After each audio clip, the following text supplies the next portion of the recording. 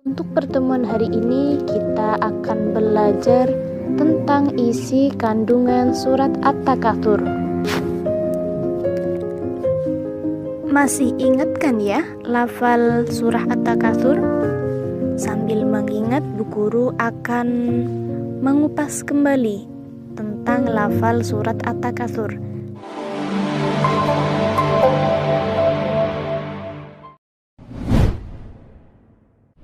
Surat At-Takatsur.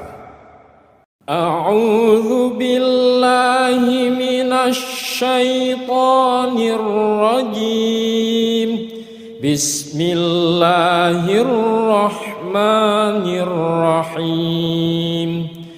Alhaakumut takatsur hatta zurtumul maqabir. Kalla sawfa ta'lamun. Thumma kalla sawfa ta'lamun. Kalla law ta'lamuna ilmal yaqin latarawunnal jahim. ثم لترونها عين اليقين ثم لتسألن يومئذ عن النعيم.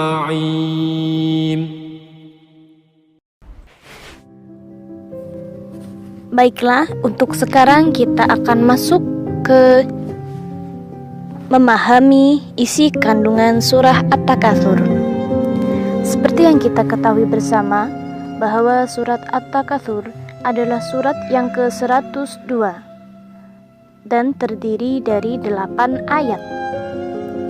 Kata At-Takatsur diambil dari ayat pertama, yaitu bermegah-megahan. Surah At-Takatsur sendiri termasuk golongan surah Makkiyah. Asbabun nuzul surah At-Takatsur ini menurut Ibnu Hatim yang bersumber dari Ibnu Buraidah meriwayatkan bahwa ayat ini, yaitu ayat dari surah At-Takatsur, turun berkenaan dengan dua kabilah Ansor, yaitu dari Bani Harisah dan Bani Haris, yang saling menyombongkan diri dengan kekayaan dan keturunannya. Mereka saling bertanya, "Apakah kalian memiliki jagoan segagah dan sekecakatan si Fulan?" Mereka saling menyombongkan diri dengan kedudukan dan kekayaan orang-orang yang masih hidup. Mereka juga saling mengajak pergi ke kuburan untuk menyombongkan kepahlawanan golongannya yang sudah gugur dengan mengatakan kuburannya. Ayat ini turun sebagai teguran kepada orang-orang yang hidup bermegah-megahan sehingga ibadahnya kepada Allah Subhanahu wa Ta'ala terlalaikan. Secara garis besar, pokok kandungan surah At-Takatsur adalah perilaku manusia yang suka bermegah-megahan dalam soal kehidupan duniawi, sehingga menyebabkan lalai dari tujuan hidupnya, yaitu taat dan beribadah kepada Allah Subhanahu wa Ta'ala. Lalu ia baru akan menyadari kesalahannya jika maut sudah menjemputnya. Sebagai kesimpulan dari surah At-Takatsur ada 3. Yang pertama, surah At-Takatsur mengungkap tentang perilaku orang yang membanggakan kemewahan dunia dan bermegah-megahan sehingga melalaikan kehidupan akhirat.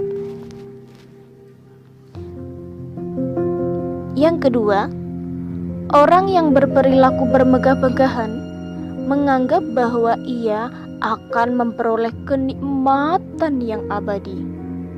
Padahal kehidupan dunia adalah bersifat sementara dan kelak mereka pasti akan diminta pertanggungjawaban tentang harta yang dimiliki serta yang mereka bangga-banggakan di dunia.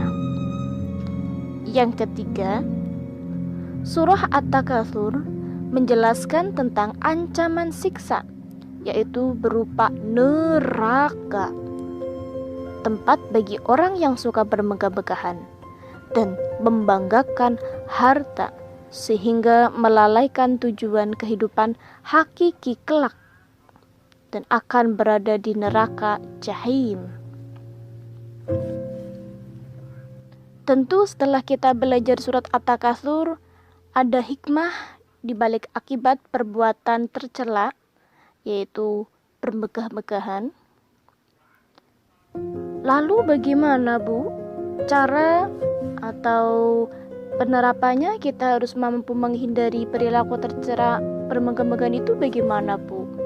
Nah, Bu Guru kasih tips cara-cara agar kita mampu menghindari perilaku tercela bermegah-megahan. Yang pertama, tidak membanggakan harta yang dimiliki. Membanggakan itu berarti tidak sombong atas harta yang dimiliki. Karena ingat bahwa harta itu adalah titipan dari Allah Subhanahu wa Ta'ala. Yang kedua, memilih pola hidup sederhana tapi bermartabat. Contohnya, ketika kita punya tabungan yang banyak, maka kita gunakan dalam kehidupan sehari-hari secukupnya tanpa menghambur-hamburkan uang. Nomor 3, tidak menjadikan harta kekayaan sebagai tujuan hidup. Ingat bahwa tujuan hidup kita semata-mata hanya untuk taat beribadah kepada Allah Subhanahu wa Ta'ala. Dan kita juga harus ingat bahwa harta tidak akan dibawa mati. Yang keempat, harta kekayaan yang dimiliki tidak menjadikan lalai dalam mengingat Allah Subhanahu wa Ta'ala.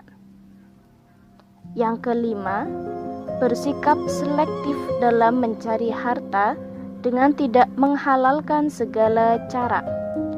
Selektif di sini bisa memilih mana yang baik dan mana yang tidak. Nomor 6, mencari harta yang halal dan baik adalah bersifat wajib.